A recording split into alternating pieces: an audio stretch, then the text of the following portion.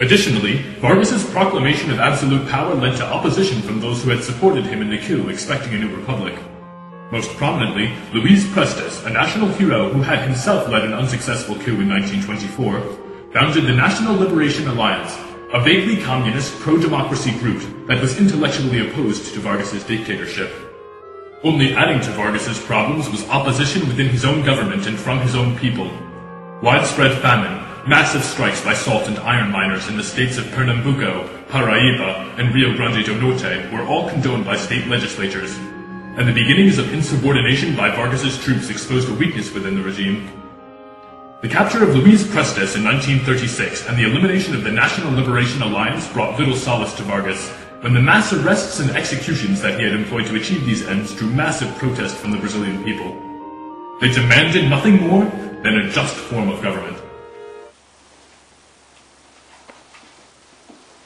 You could see that 1937 was a do-or-die year for Vargas. Labor protests were becoming widespread.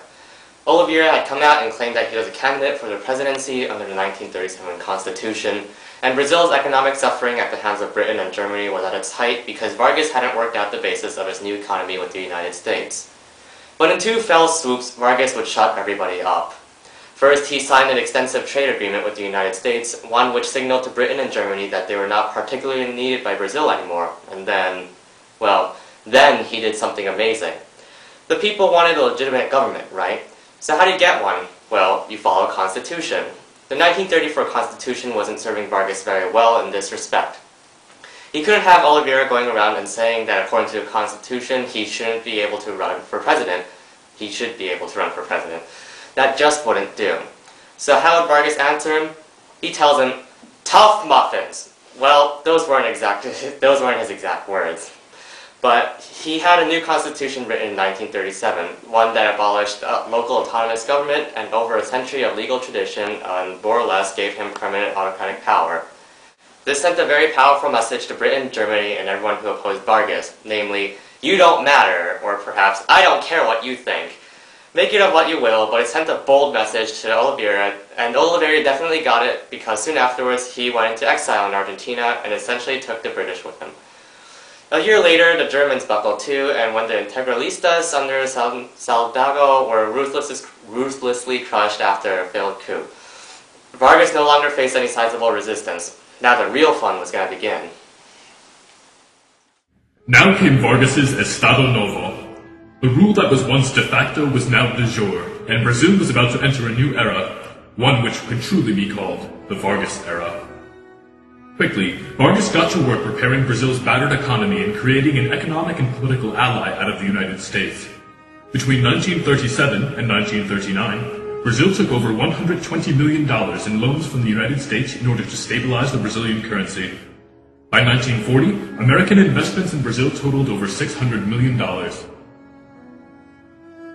Behind most of these loans was Oswaldo Aranha, who had continued to serve Vargas as his Minister of Foreign Affairs. Jefferson Caffery, U.S. Ambassador to Brazil, wrote on October 26, 1940, that relations between the two countries were never better than at the present time. This has come about in large measure through the unflagging cooperation of the Brazilian Minister of Foreign Affairs, Dr. Oswaldo Aranha, and his faith in the American system. Any money we lend Brazil will be a very sound business investment. Aranha came to represent the successes of the Vargas regime. One American journalist, Henry C. Wolfe, wrote that Aranha personifies the ideal of Pan-American unity. It is hardly too much to say that Dr. Aranha carries the hopes of every citizen of the Americas who believes that this hemisphere must be a strong enough unit to resist aggression from any direction. Such was the image that the Estado Novo projected, an image of solidarity and prosperity, an image in which Vargas delighted in projecting. But what was the image that Vargas projected to his own countrymen?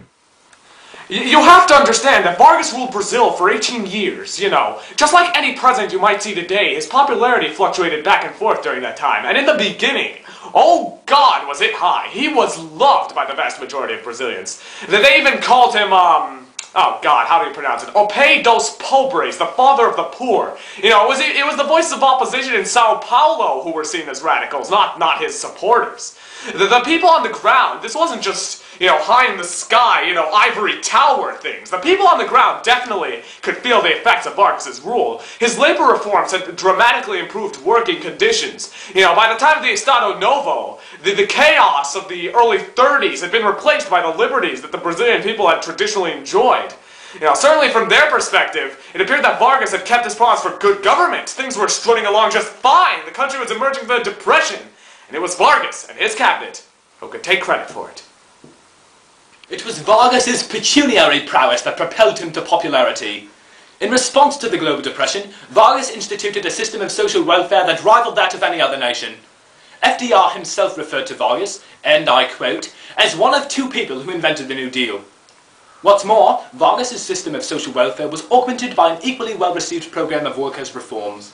Vargas established himself as the advocate of working and middle-class causes. He was a true populist. But the love affair could not last forever. The economic miracle that characterized the first years of the Vargas era soon dissipated. After Brazil had largely pulled out of the Depression, rather than experiencing years of prolonged economic growth, years of economic stagnation ensued. Brazilians associated the lack of growth with Vargas and his policies. What followed was a long and drawn-out period in which Brazilians gradually lost their confidence in Vargas's capacity to lead. How do I phrase this? Something just disappeared later on. It became clear that the liberties that the people were enjoying, they were only there because they were convenient for Vargas. That they could be taken away at any moment, just at the point of a gun. Everything could disappear. And you know what really disappeared? The illusion of these liberties. The 1937 Constitution was just Vargas crowning himself by force. What a rebuke of Brazil's constitutional traditions. The new Constitution, it was just a formality. The reforms were just a distraction. Vargas's rule entered a bit of a dry rot once people realized this, Almost reminds you of Porfirio Diaz in Mexico, the end his rule met. I mean, like a bitter divorcee might say, the magic was just gone.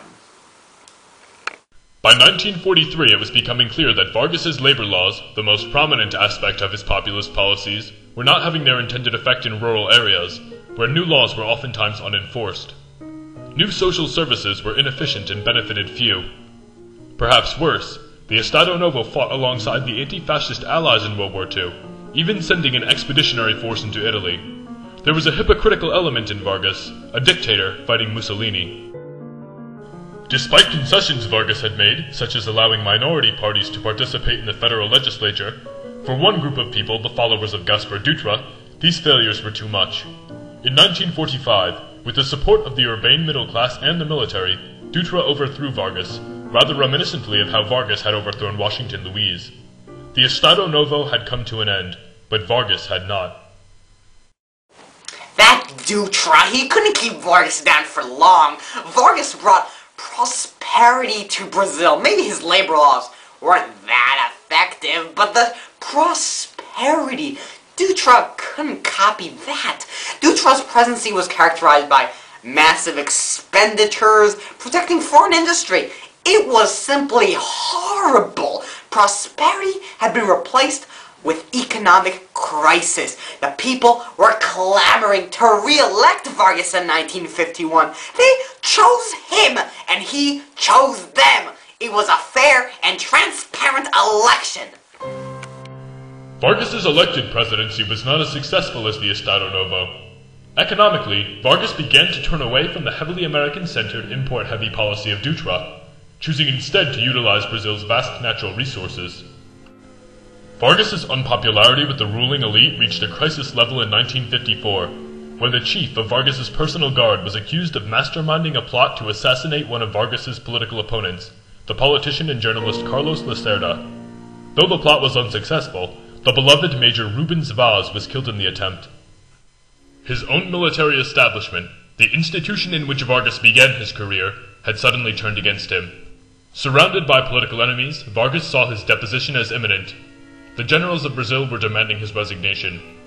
On August 24, 1954, Vargas took his own life with a shot to the chest. The Vargas era had ended.